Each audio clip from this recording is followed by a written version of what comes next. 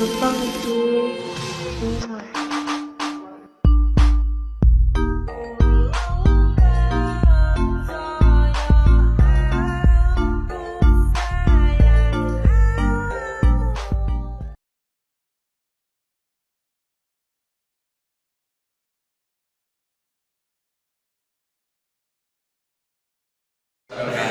Kami dari kelompok 4 ingin menanyakan teknik tentang perubahan warna pada penanaman kacang hijau. Nah, di sini ada beberapa botol dan saya bisa masukkan 5 biji dalam satu botol. 5 biji.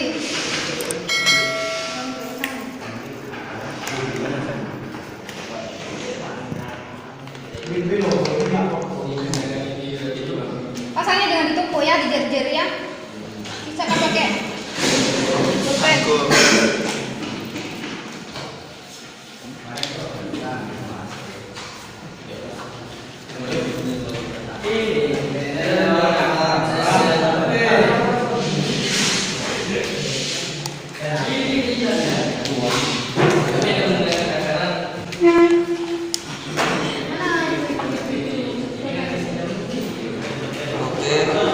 Oke, dan setelah itu kita pasangkan plastik yang berwarna.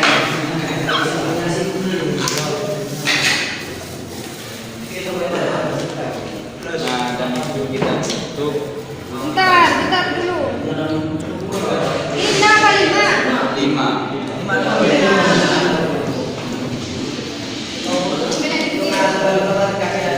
Yang di pinggir ini kita letak lah ya. Yang kan ada di pinggir ini, yang ada pinggir.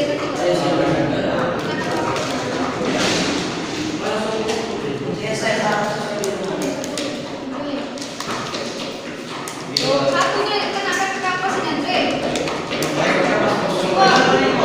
Buka pun.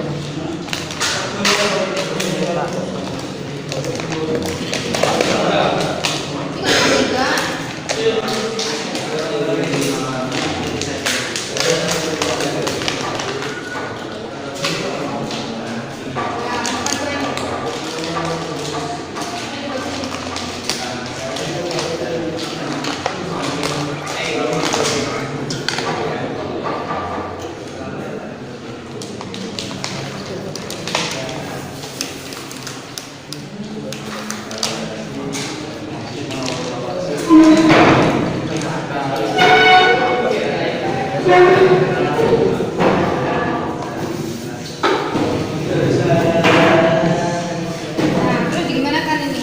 Ditutup.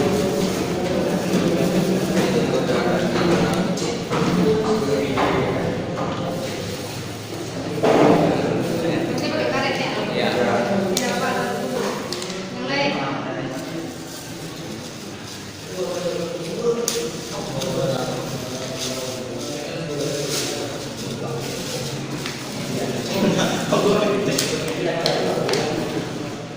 Bisa menemukan karet nantinya, Pak?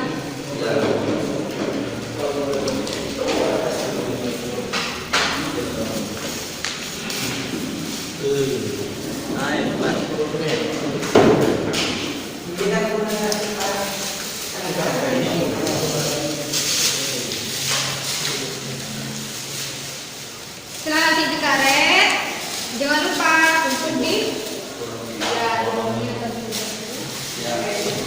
Oke, ini selesai. Assalamualaikum warahmatullahi wabarakatuh. Waalaikumsalam warahmatullahi wabarakatuh.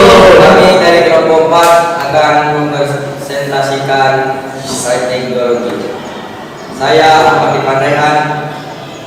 Saya Andre Maulana. Saya Ahmad.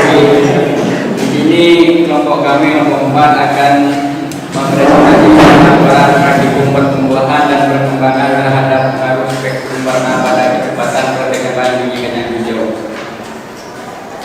Bab pertama, pendahuluan. Latar belakang. Ilmu sains merupakan bentuk kesatuan di beberapa bidang ilmu yang saling menunjang satu sama lain, yaitu meliputi ilmu fisika, biologi, dan kimia. Ketiga bidang ilmu tersebut memiliki keterkaitan sehingga tidak dapat digerakkan dan tidak dapat berdiri sendiri. Tumbuhan merupakan satu-satunya makhluk hidup yang dapat membuat makanan sendiri dengan bantuan sinar matahari. Cahaya matahari adalah sumber energi utama bagi kehidupan seluruh makhluk hidup di dunia. Bagi tumbuhan, khususnya yang berklorofil, cahaya matahari sangat menemukan proses fotosintesis. Fotosintesis adalah proses dasar pada tumbuhan untuk menghasilkan makanan. Makanan yang dihasilkan akan menentukan ketersediaan energi untuk pertumbuhan dan perkembangan tumbuhan. Cahaya faktor penting terhadap berlangsungnya fotosintesis, sementara fotosintesis merupakan proses yang menjadi kunci dapat berlangsungnya proses metabolisme makanan yang kompleks dan berenergi tinggi. Dari komponen-komponen yang lebih sederhana oleh tumbuhan, biji kacang hijau dan organisme autotrofik lainnya, dengan keberadaan energi cahaya, panjang gelombang cahaya yang digunakan untuk fotosintesis hanya sebuah fraksi kecil dari spektrum total radiasi elektromagnetik. Pada tumbuhan tingkat tinggi hingga biru dan merah nampaknya adalah yang paling efektif dalam mendorong terjadinya fotosintesis. Warna-warna dari spektrum cahaya tanpa itu memiliki satu. Sebenarnya dapat dimanipulasi oleh paparan jangka panjang untuk warna terisolasi dalam spektrum. Spektrum warna terbentuk karena cahaya yang berlainan warna terbias pada sudut yang berlainan. Cahaya umum terbias dengan sudut paling besar, sedangkan cahaya merah terbias dengan sudut yang paling kecil. Warna-warna spektrum dapat digabungkan dengan menghasilkan cahaya putih dengan menggunakan dua prisma. Di dalam silabus 11 3 SMA tertera tentang pemanfaatan gelombang elektromagnetik dalam kehidupan pada KD 3.9. Cahaya merupakan salah satu gelombang elektromagnetik berdasarkan permasalahan yang diuraikan di atas. Rumusan masalah: bagaimana pengaruh spektrum warna merah, hijau, ungu, kuning, hitam, biru, putih terhadap pertumbuhan perkecamatan biji kacang hijau? Yang kedua, spektrum warna apakah yang paling berpengaruh pada kecepatan perkecamatan biji kacang hijau? Tujuan pembahasan mengetahui adakah pengaruh spektrum warna merah, ungu, hijau, hitam, kuning, biru, putih terhadap pertumbuhan perkecamatan biji kacang hijau. Yang kedua, mengetahui spektrum warna apakah yang paling berpengaruh pada kecepatan perkecamatan biji kacang hijau. Dan bab selanjutnya akan diteruskan saudara Maulana Firman. Saya akan melanjutkan penjelasan dari saudara B. Tinjauan pustaka. Pengertian perkembangan dan perkecambahan terhadap spektrum warna. Tumbuhan sangat penting bagi kehidupan manusia, bukan hanya sebagai sumber pangan tetapi juga dapat digunakan untuk bahan pakaian, senjata, perkakas, obat, tempat tertentu. Zat pewarna dan masih banyak manfaat yang dapat diperoleh dari tumbuh-tumbuhan. Kacang hijau merupakan salah satu komoditas tanaman kacangan yang banyak dimakan rakyat Indonesia, seperti bubur kacang hijau, pia, dan lain-lain. Tanaman ini mengandung zat-zat gizi antara lain amonium, protein, besi, kalsium, dan vitamin.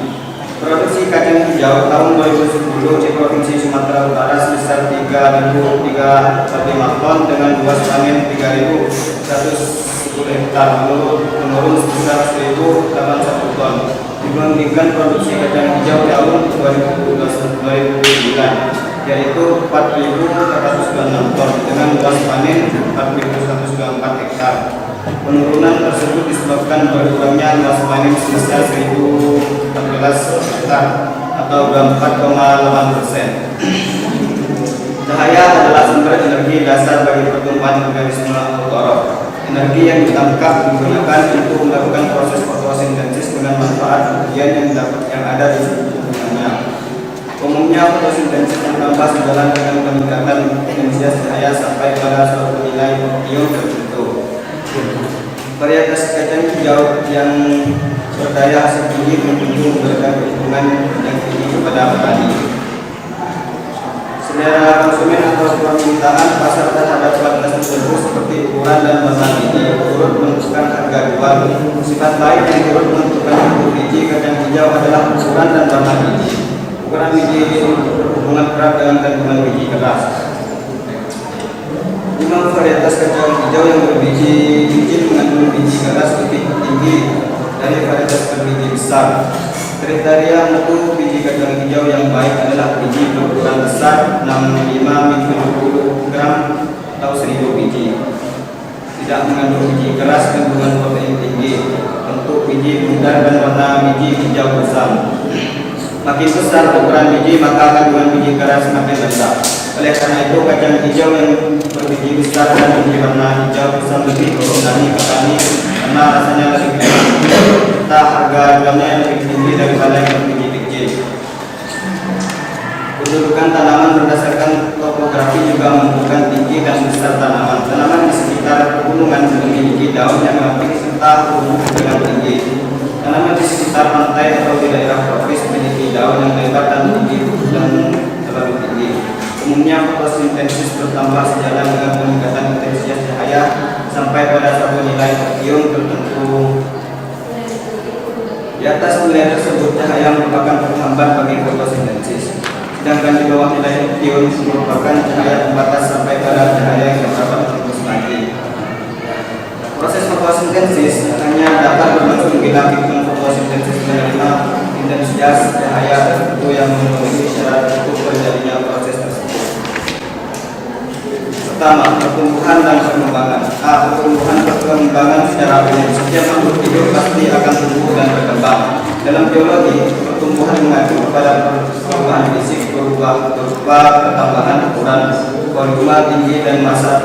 Ini terjadi karena selama dalam masa pertumbuhan, sel-sel dalam tubuh makhluk hidup bertambah banyak.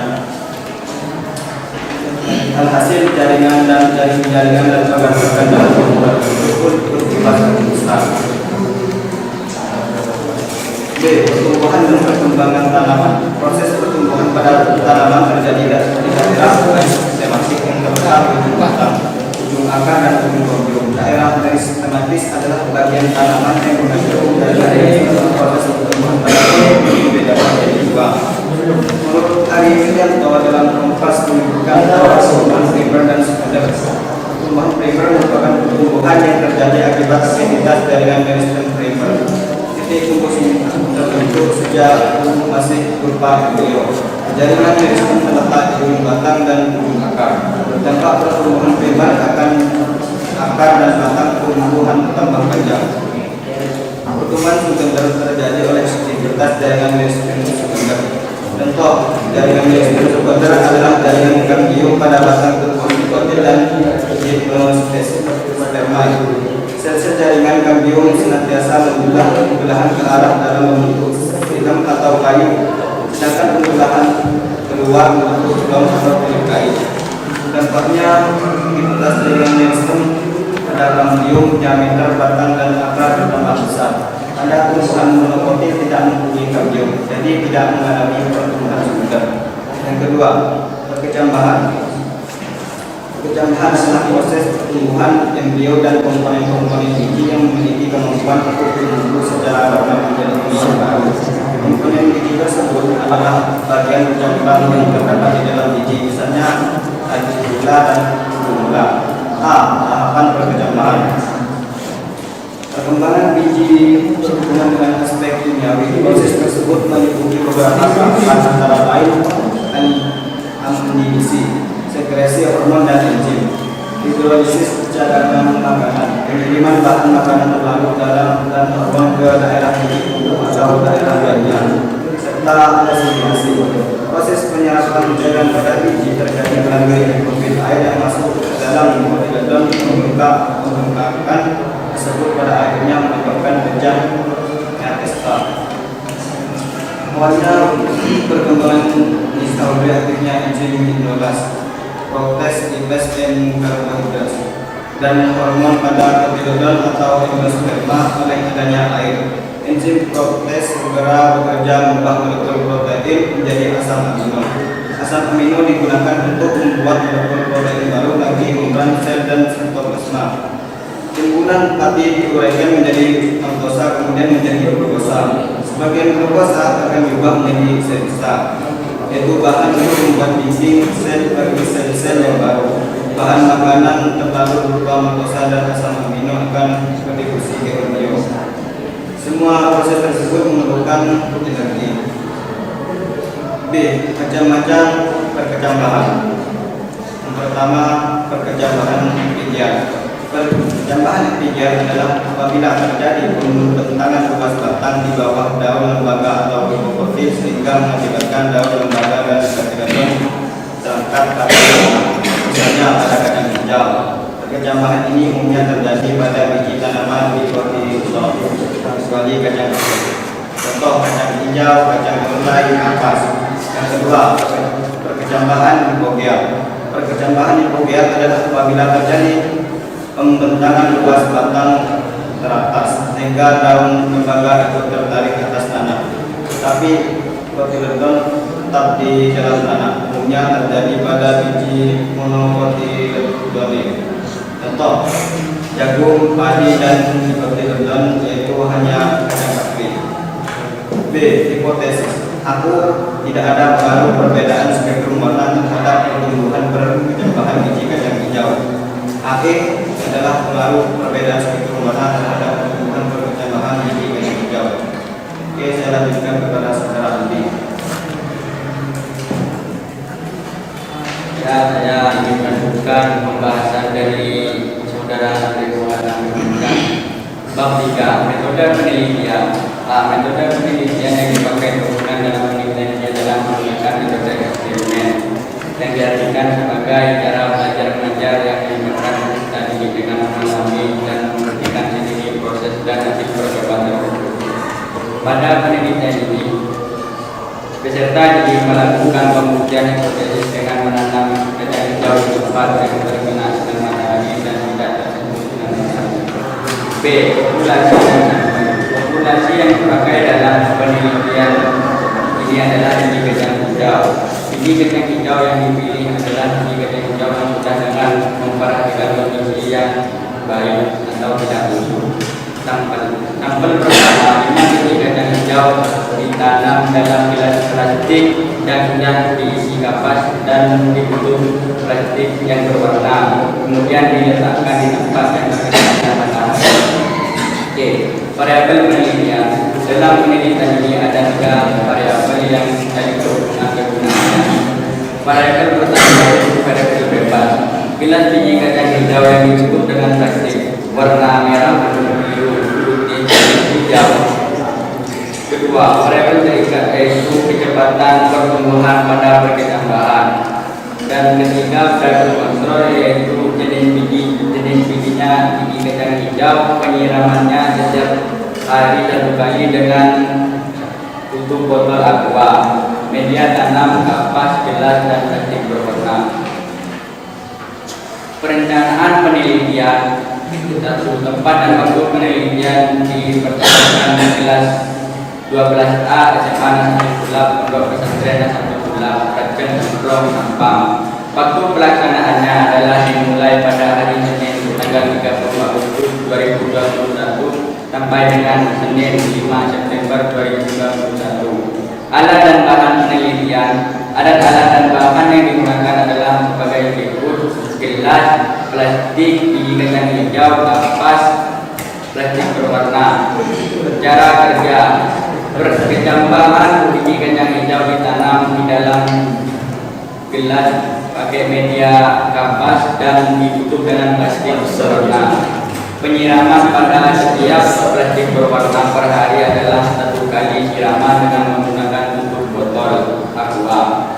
Dan setelah itu melakukan pengukuran pada perkembangan pertumbuhan per setiap hari dan membuat laporan tertulis dari kegiatan yang telah dilakukan penelitian. Untuk bab selanjutnya akan diteruskan saudara Ahmad Irfan Raihan.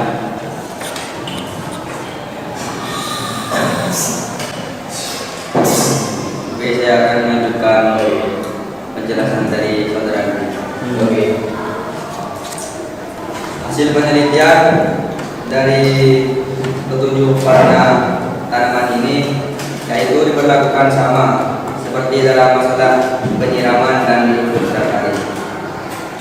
Pada warna merah, pada hari pertama yaitu tidak mengalami pertumbuhan, dan hari kedua yaitu dan warna ungu pada hari pertama yaitu tidak mengalami pertumbuhan, dan warna hijau pada hari pertama tidak mengalami pertumbuhan, dan warna hitam pada hari pertama tidak mengalami pertumbuhan, dan warna kuning tidak mengalami pertumbuhan, dan warna biru tidak mengalami pertumbuhan, dan warna putih tidak mengalami pertumbuhan. Pada hari kedua warna merah mengalami pertumbuhan yaitu 1 mili, dan warna ungu mengalami pertumbuhan pada hari kedua 1 mili, dan warna hijau pada hari kedua mengalami pertumbuhan 1 mili, dan warna hitam 1 mili, dan warna kuning 1 mili, dan warna biru 1 mili, dan warna putih 1 mili. Pada hari ketiga warna merah yaitu pertumbuhannya yaitu 3 cm, dan warna ungu 4 cm, dan warna hijau 3 cm, dan warna hitam 4 cm, dan warna kuning 2 cm, dan warna biru 2 cm, dan warna putih 2 cm. Pada hari keempat warna merah bertumbuh 7 cm, dan warna ungu bertumbuh 8 cm, dan warna hijau bertumbuh 5 cm, dan warna hitam bertumbuh 5 cm, dan warna kuning bertumbuh 5 cm, dan warna biru bertumbuh 3 cm, dan warna putih bertumbuh 6 cm.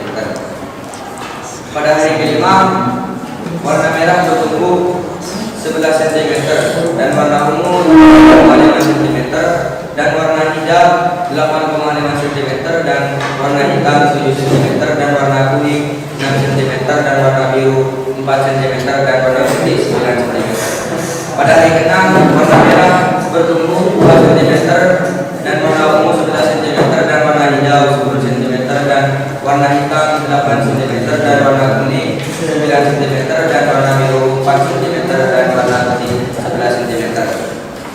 Pada hari ke-7 warna merah bertumbuh jadi 13 cm, dan warna ungu 12 cm, dan warna hijau 10 cm, dan warna hitam 8 cm, dan warna kuning 11 cm, dan warna biru 4 cm, dan warna putih 14 cm.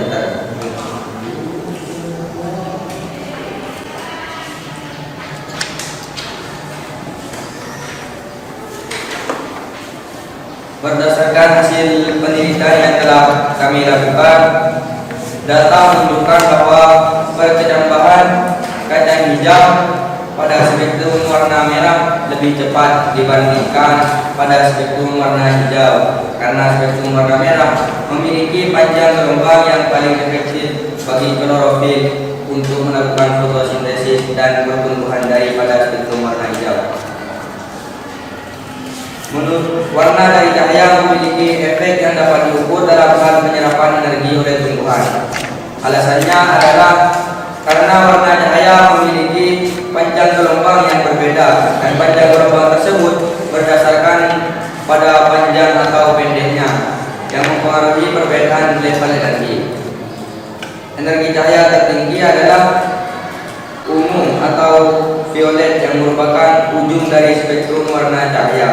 Cahaya berwarna ungu atau violet memiliki panjang gelombang yang pendek, dengan demikian memiliki energi yang besar. Sedangkan pada ujung spektrum yang lain akan menemukan cahaya merah dengan panjang gelombang yang panjang dan memiliki energi yang lebih kecil. Terlepas dari apakah warna dari cahaya adalah merah atau ungu, tumbuhan akan menyerap sejumlah energi dari cahaya yang diterimanya. Cahaya hijau adalah yang paling efektif karena tumbuhan sendiri berwarna hijau yang disebabkan oleh pigmen klorofil. Perbedaan warna cahaya membantu tumbuhan untuk mendapatkan tujuan yang berbeda sama baiknya. Sebagai contoh, cahaya biru membantu mendorong pertumbuhan daun vegetatif.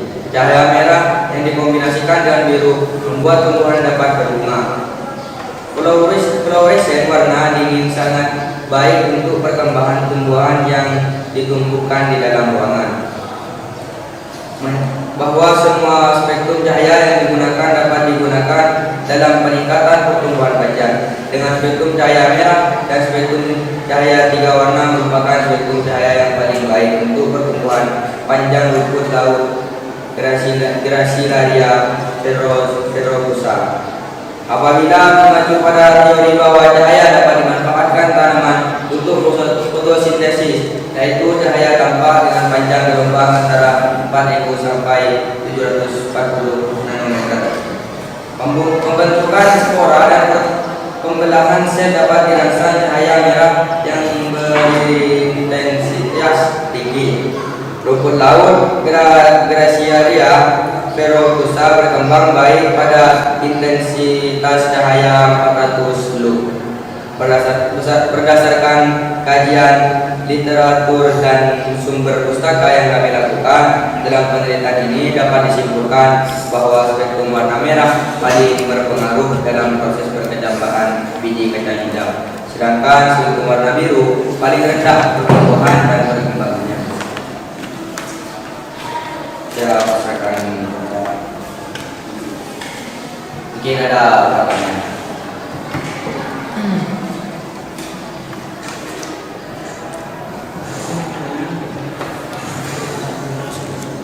Ayo.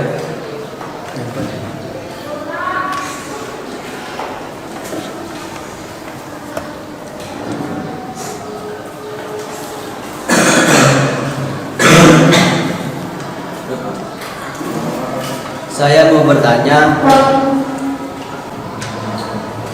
lebih cepat mana tumbuhnya antara plastik kuning, merah, putih, hitam, biru, hijau, dan ungu? Tolong berikan penjelasan.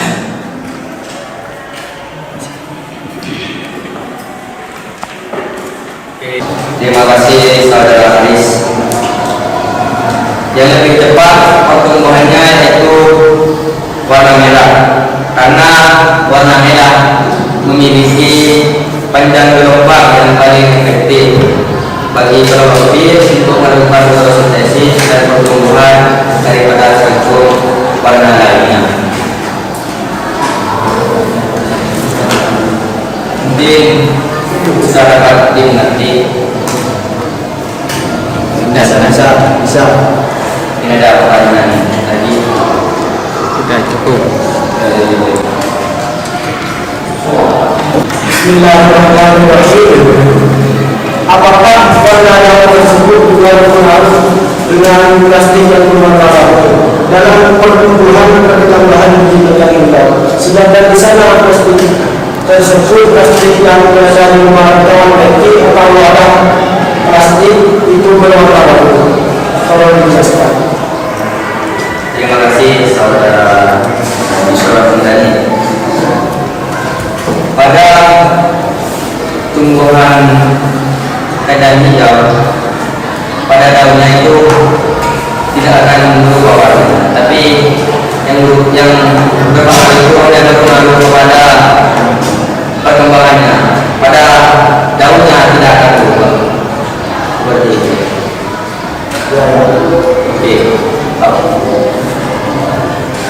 Oke, ada pertanyaan lagi? Ada. Oke, cukup ya untuk presentasi hari ini. Saya Ahmad Ivan Lehan, saya Hamdan Maulana, saya Ahmad Muhammad ucapkan terima kasih. Assalamualaikum warahmatullahi wabarakatuh.